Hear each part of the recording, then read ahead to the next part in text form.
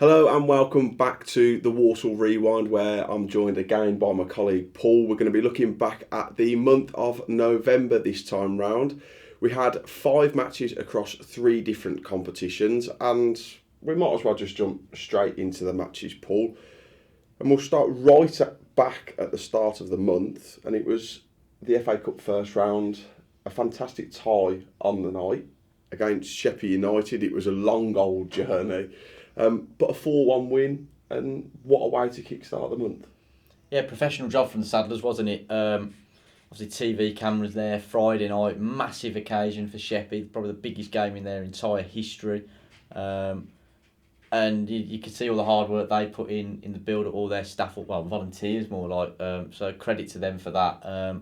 TV cameras were there, and there's always that perfect storm. I think if you look at a lot of results that weekend, there were a lot of league teams that came unstuck against lower opposition. I think the standout was Cray Valley getting a draw at Charlton at the Valley. So there's nothing's a given, especially in the FA Cup, and it was a artificial pitch as well. So that was something the Saddles had to contend with. At the start of that game, I felt like the Saddles were getting used to the way they bounced ball. There was, stood out. There was a couple of passes where I think a player was expecting the ball to bounce one and it just bounced like 2 yards further. So it took a bit of time to get used to that. And then obviously they take the lead with a wonder goal, and that's where the Saddlers had to really show their character. And they didn't change. They didn't panic because they were dominating the game before that, and they continued to dominate after that. And then I think once Douglas James Taylor arrowed in that goal, because he had a few chances before that as well, didn't he? But it was one way traffic, and the Saddlers just completed the job in a professional manner. Should Walsall scored more? Absolutely. Bucket loads of chances, but I think their goalkeeper got man of the match, didn't he? So that tells the story. But professional job, really good occasion in the end. The Saddlers came out the right side of it, and all in all, it ended up being a good night. Yeah, it was James Bessie Saldana who got the opening goal, and talk about the occasion for Sheppey as a club. What a moment for him, because it's a fantastic strike from him to open the scoring. And at that moment in time, I think the head coach Matt Sadler had said it was one of those where, oh God, you start to think that maybe it's going to be that potential banana skin of everybody who was watching on the night from a Sheppey persuasion and a neutral persuasion, probably wanted it to be Sheppey's evening. But the Saddlers regrouped, stuck to their guns, stuck to the game plan, and got those goals, which in the end, I think a 4-1 scoreline was probably a fair reflection of it. Yeah, it was. I mean, I think 5 or 6, I think people would have, not begrudged it of the Saddlers. They'd, like I said, had bucket loads of shots. The Sheppey goalkeeper was man of the match on the night. But as you say, it's a fantastic moment for Saldana. He'll remember that for the rest of his life, won't he? Scoring against the league team, probably the highlight of his career. I'm not sure how far he'll go, but it's a great occasion for them. They'll have got a bit of money from that game as well, from being on the telly. So I think that could bankroll that club, for years to come, and hopefully help them progress up non-league a little bit. So credit to them. But yeah, I think 4-1 was right. Possibly should have been more from a Walsall perspective. It's probably the only criticism you can lay at the Saddlers, that probably should have scored a few more goals. Yeah, and then we moved back into league action. Harrogate up next, and for all the dominance that the Saddlers showed in that game, everybody would have walked away feeling mightily frustrated that it was the away side who walked away with all 3 points, albeit they were in fantastic form away from home coming into the game, and they knew how to set up, and they got what they were coming for in regards to George Thompson scoring a late goal, and it was a proper smash and grab away performance in League Two, wasn't it? Yeah, I think there was 2 really key chances for the Saddlers. Right, I was saying at the post, didn't we? Mm-hmm. So came mighty close on a couple of occasions, but Harrogate, you've got to give them credit. They're good at what they do. There's a reason why they've got such a brilliant away record, and they just did their job. They frustrated the Saddlers, and when their opportunity came, they took it. There'll be questions asked about how the goal was conceded. There was a few moments in the build-up and perhaps had a bit too much time and space. But, the Saddlers definitely had chances, and, it's them fine margins, isn't it? It doesn't go in one end and then you're always at risk of that sucker punch down the oven, and that's just what happened. It was such a frustrating afternoon. Yeah, I think that you mentioned hitting the post. I think it was twice in pretty quick succession. I think Tom Knowles had hit the post, and then I want to say Isaac Hutchinson had hit the exact same frame, and it was one of those where you do say it's those fine margins. And Matt Sadler said to us on a number of occasions after games, we could play really well and walk away feeling frustrated, but we can play worse and walk away feeling delighted. And like you say, it's literally just those fine margins in games at the moment. It is. I think, like you said, Matt Sadler did say, I think he said we'd played worse in games and got more, though. It's mightily frustrating. And look, it can happen in League Two. League Two is ruthless. I think it's one of those where if you can do the basics right and defend as a unit, you're going to get chances, and it's just about being clinical in those moments. And you do need a bit of good fortune. Obviously, it's not the major reason why you win and lose games, but you do need it at some point. Just didn't get the rub of the green on that day, but overall, was it the most fluid Walsall performance? I don't think it was, but I certainly think Walsall were in control of the game and looked the more likely throughout, and it was just a sucker punch, and in the end, Sadler's left with nothing.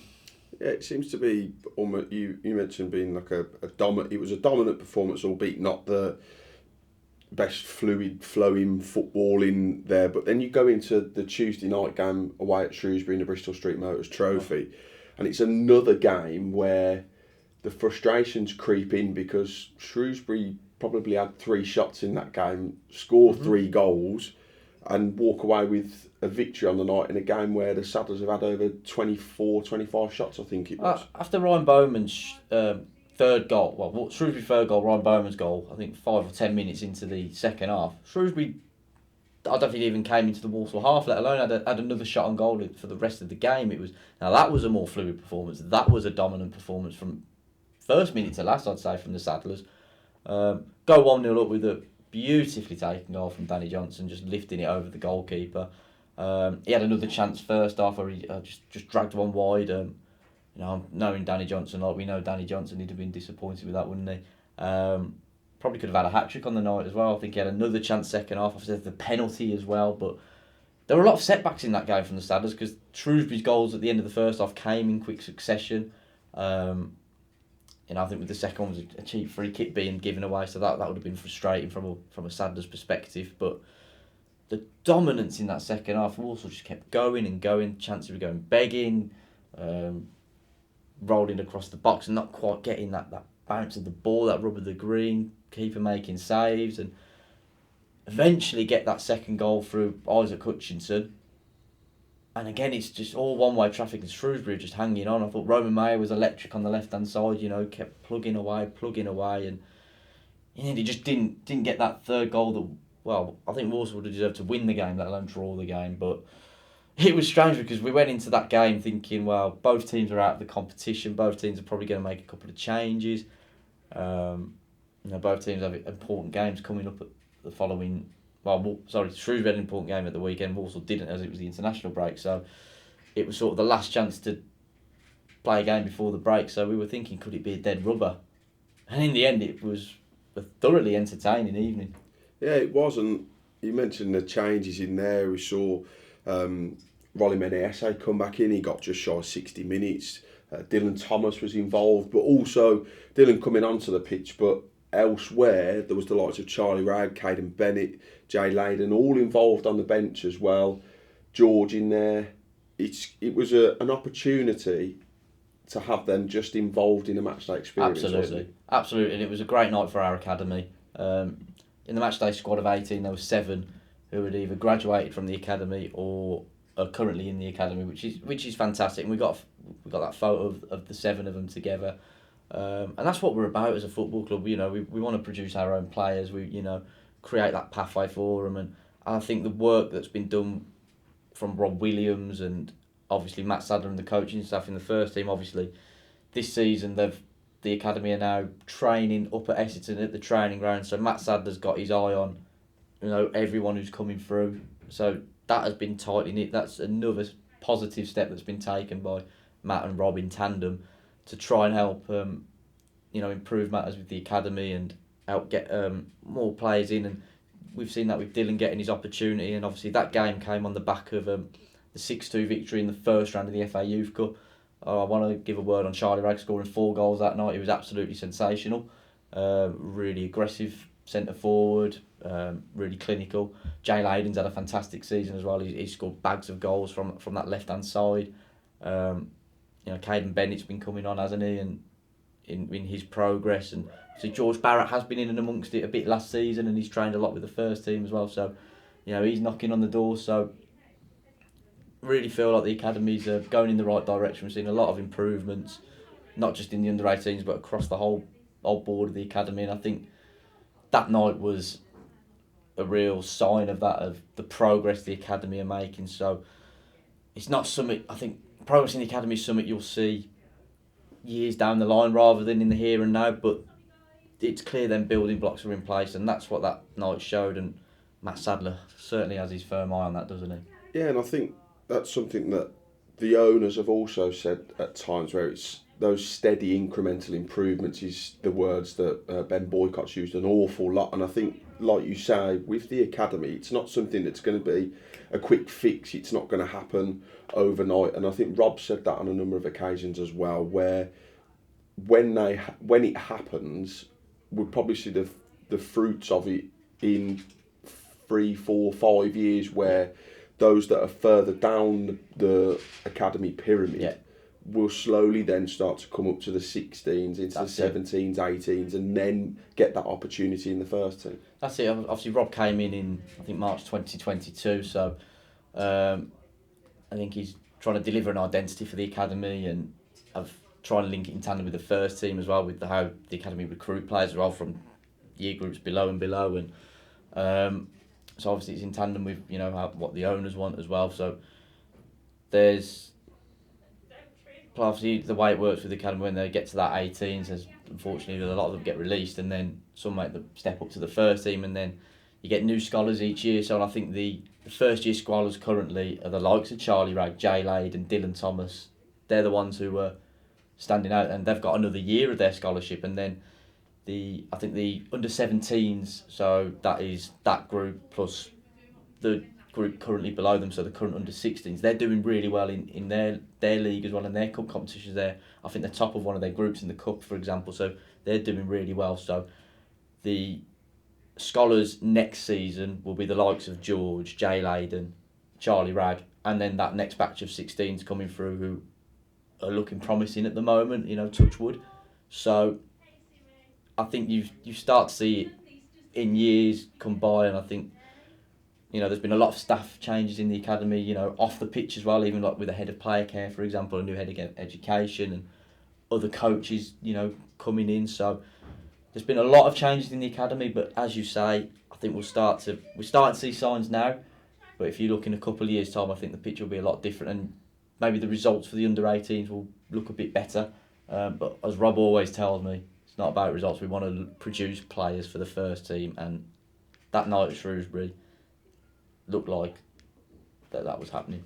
Yeah, and it is fantastic to see them, and obviously Dylan's been one who's probably going to get his chance again at some point, and that was a fantastic evening. And then we moved from that one back into league action at home against Forest Green Rovers. It was a game that I think a stalemate is probably the best way to describe it. It was two sides that had opportunities in the game, but was 0-0 a fair result on the day? I think it probably was. There was chances for both. I think Forest Green turned down a couple of opportunities to shoot, particularly from Troy Deeney. The Saddlers had opportunities. Their goalkeeper made a fantastic save from Freddie Draper.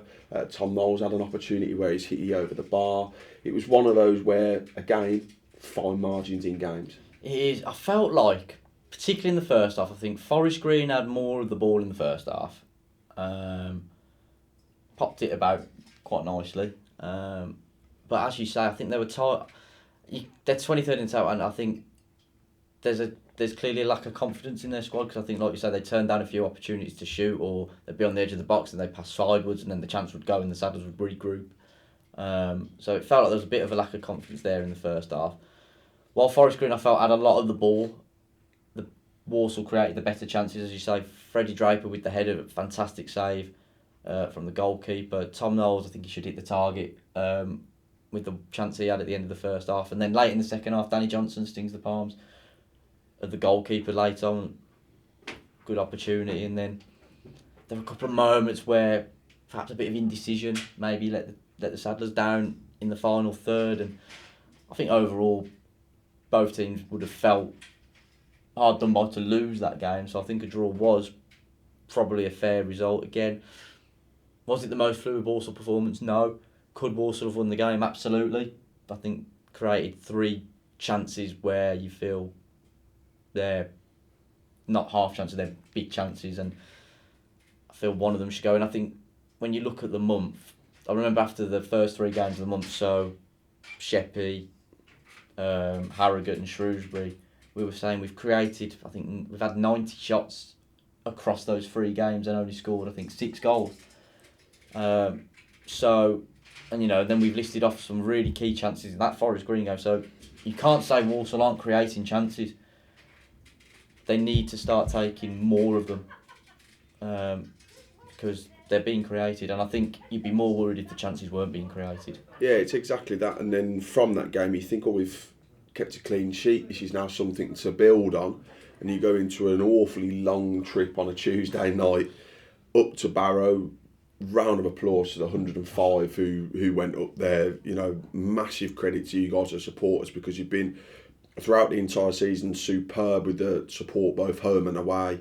We'll see it again this coming weekend in the FA Cup, but we'll get onto that later. But you go to Barrow and you speak about a side being clinical, a side being difficult to beat.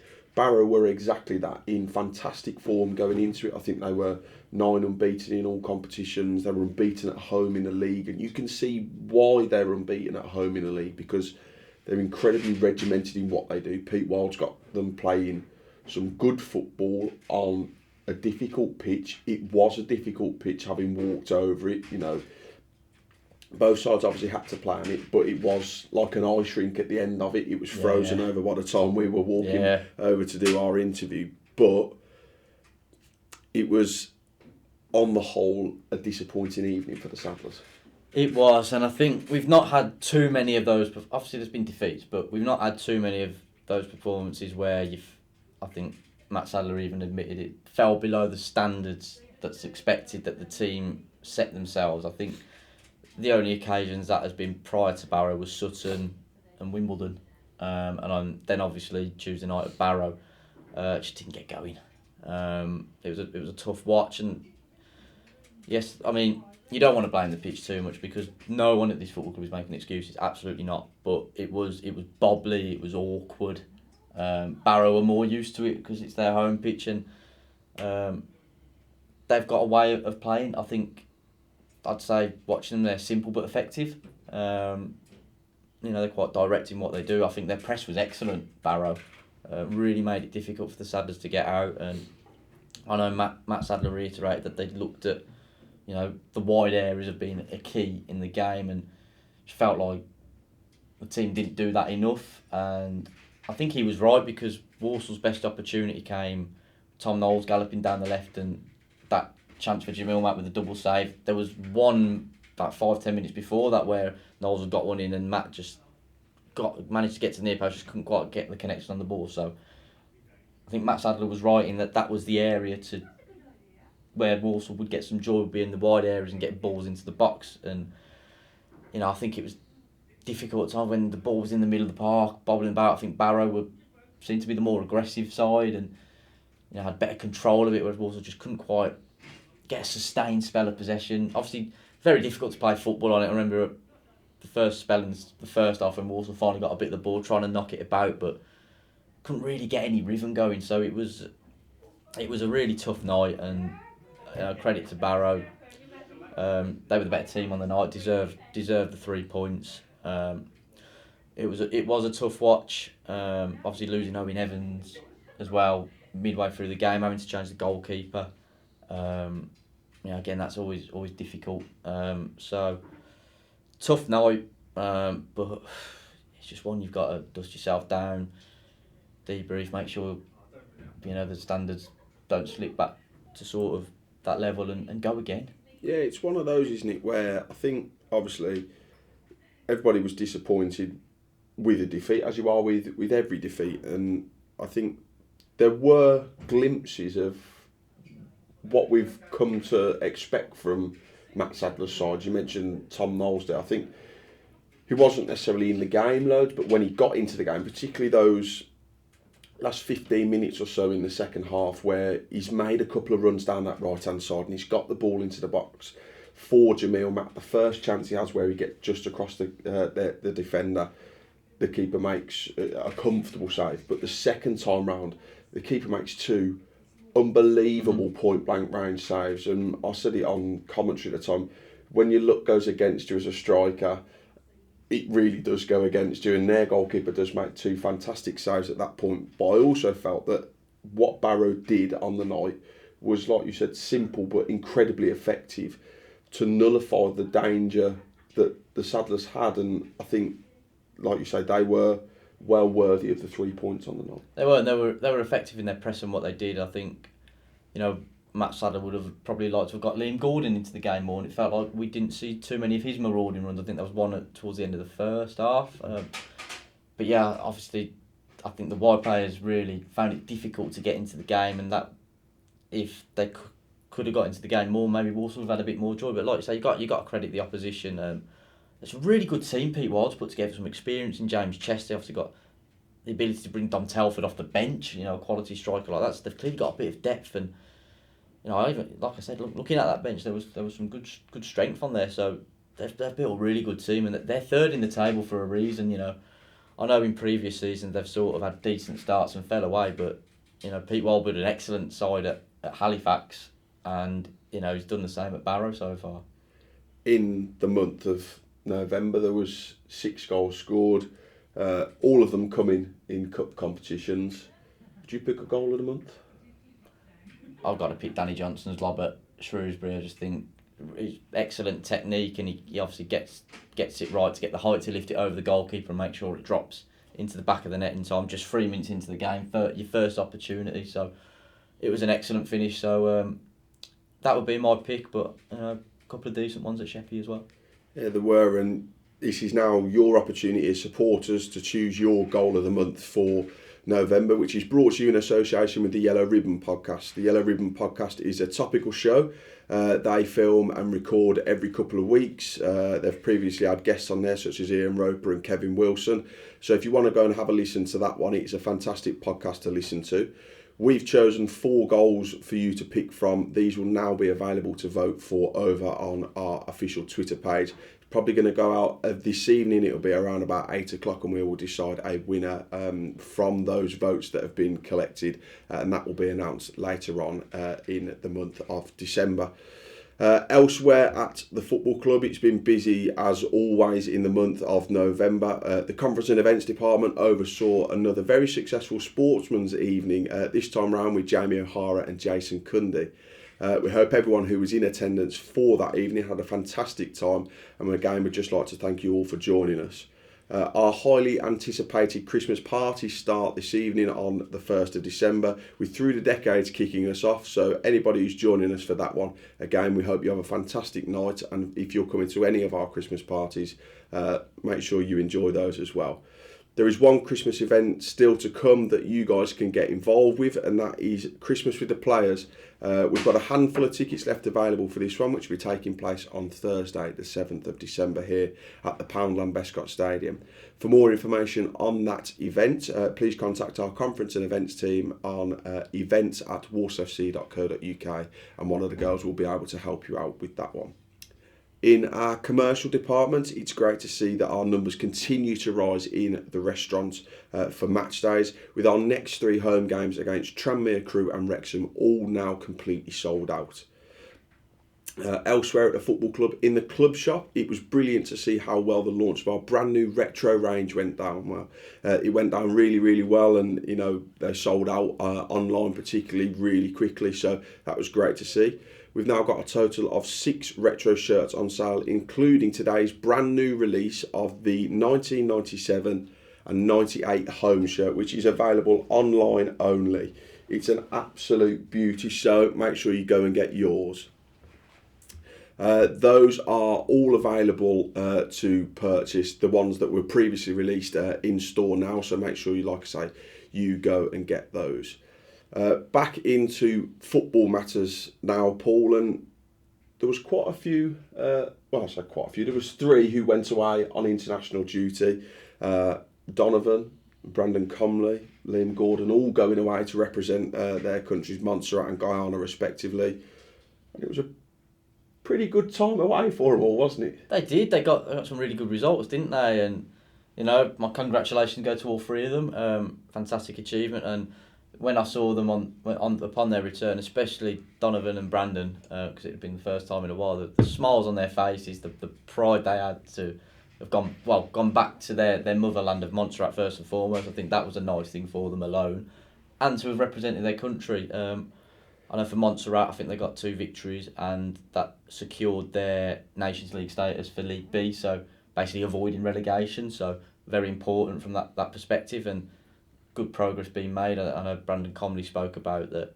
You know, he's seen the progression of Montserrat and how it's improved. I think they've got Lee Bowyer as well as their coach, and I think they sort of appreciate how he's sort of bringing more professional outlook to it as well, and stuff that from English football. So it sounds like really positive, and things are looking up for Montserrat. So full credit to Brandon and Donovan. Donovan got a goal. We've got to speak about that, haven't we? He was buzzing with that, and what a moment for him, and captain as well, wasn't he? So it's just absolutely brilliant for him, absolutely made up for the pair of them. And obviously Liam Gordon, we're used to him going away. He's spends as much time on planes as football pitches these days, doesn't he? And it's just the fact that he just comes off the plane right straight into another game. Full credit to him. The man's an absolute machine. But again, they made history, didn't they, with their promotion? 6-0 victory over Antigua and Barbuda. 3 assists from Gords. Absolutely brilliant. And I think now, having spoke to him, I think just before he went away, he was telling me that, normally it would mean Gold Cup qualification, but I think they're looking at either expanding the competition and inviting a few nations from different continents. So they don't know how the competition looks at this moment in time. So if they invite other teams, will they lose their place, or will it just be expanded? So they're sort of waiting to sort of find out if they'll actually make the Gold Cup, which obviously Gords played in 2019. That would be an amazing achievement if they could get to the Gold Cup again, and who knows, you're playing against the best nations of that region, but they'll be doing that in the Nations League anyway. So massive congratulations to Gords as well, and all 3 of them. I was absolutely made up for all of them, and it's really good for the football club as well, and now they've come back fully focused on doing a job for the Saddlers. Yeah, we spoke to Liam Gordon a couple of times. We're going away. Spoke to Donovan before he went away, and then spoke to Donovan after. And we also spoke to Brandon the other week as well after the Forest Green game. And you can there was a different aura about the pair of them going away for Montserrat. You can see just what it means to them to go and represent their country. Donovan spoke of immense pride of, first of all, being the captain of his country, then scoring for his country. And I know, having spoken to him before, just how much it meant to his family, for him to then go back there for the first time since he was 3 to represent his country. Brandon Comley spoke about, you just mentioned it, what Lee Bowyer has done for the nation. He mentioned the caps that they received as well. It was something that hadn't previously happened for them, but Lee Bowyer had sorted them out, and he was saying that's something that didn't necessarily have to do. But it's great to see that they're going away and having a real beneficial experience for them on international duty. Oh, it's so positive, and sometimes at times a little break can do you good, and come back refreshed with a positive mindset, and that's exactly what happened with all 3 of them. And full credit to them as well. I think it's worth mentioning about Donovan. Obviously been really wanting that opportunity. I think he had the chance to go in October, didn't he? But because obviously Brandon was still injured at that time, and we would have not been able to get the game called off, he didn't want to leave the Saddlers short. So I think that's full credit to his commitment to Walsall Football Club as well, that he had the conversation with Monty and said, look, on this occasion, I don't want to leave the team short. So full credit to Donovan for that. And thankfully, Brandon got himself fit. They were able to go. We were able to obviously get the game called off against Doncaster due to having 3 players called up. So full credit to him for that as well, because he'd have been desperate for that opportunity. And thankfully, it came round again in November and they took it. And what a great experience for all of them. And it was so nice to see them so happy, because they've deserved it, they've earned it. Yeah, they really have. And we move back to club football now, and we move into the month of December. 6 games coming up across 2 competitions. We start with Alfreton away on Saturday the 2nd of December. FA Cup second round tie in front of the TV cameras again. It's another opportunity for the Saddlers to get themselves into the 3rd round like they did last year, but everything has to be done correctly like it was in the Sheppey game, because it's a potential banana skin, isn't it? Absolutely, it's a really tough game. Alfreton are doing really well in the National League North, and for me, I think the gap between League 2, National League North, it seems year by year is, those teams are starting to close that gap. So it's going to be an extremely difficult contest. Like you say, TV cameras, we all know why they're there. Alfreton will have a big crowd. They'll be very well supported. It's one of their biggest ever games. There's a lot of hype from their perspective, so they'll be bang up for it. Billy's got a really tight knit group there. Very good manager at that level, has got promotion from National League North in the past, I think. So very capable manager that will be coming up against. So it needs to be a professional job again, exactly like it was at Sheppey. Not an artificial pitch this time. That may, aid in maybe starting the game on the front foot. Obviously, it was good to welcome Priestley Farquharson back and Harry Williams as well. So and obviously Jack Earing playing some minutes in the Senior Cup. So looks like there'll be a few more options at Matt Sadler's disposal, which is positive. So just need to go there with the right mindset, right attitude. Hopefully a good start. If Walsall can get an early goal, I think that could settle things down. And I think the start of the game will be key. Try and hush that crowd down. I think we'll try and wrestle some control after that and just do a professional job again. And hopefully Saddlers can get themselves through. And when you're in the hat for that 3rd round draw, who knows? Yeah, hopefully it's a springboard for a successful December. We'll be back in the new year now to discuss December. We'll probably be back after the Grimsby game. We were discussing this earlier. But as always, I'd like to thank you all for joining us for this one. We hope you've enjoyed it. If you're heading to Alfreton, we hope you have a fantastic day. There's going to be around about 1,100 Saddlers fans going there. If not, we will see you back here for the game against Tranmere. Safe travels to all of those who are going away over Christmas, whether it's for a Saddlers game or just off on your holidays. Make sure you have a fantastic December. And as always, I'm going to end it the way I usually do, and that's come on, you Saddlers.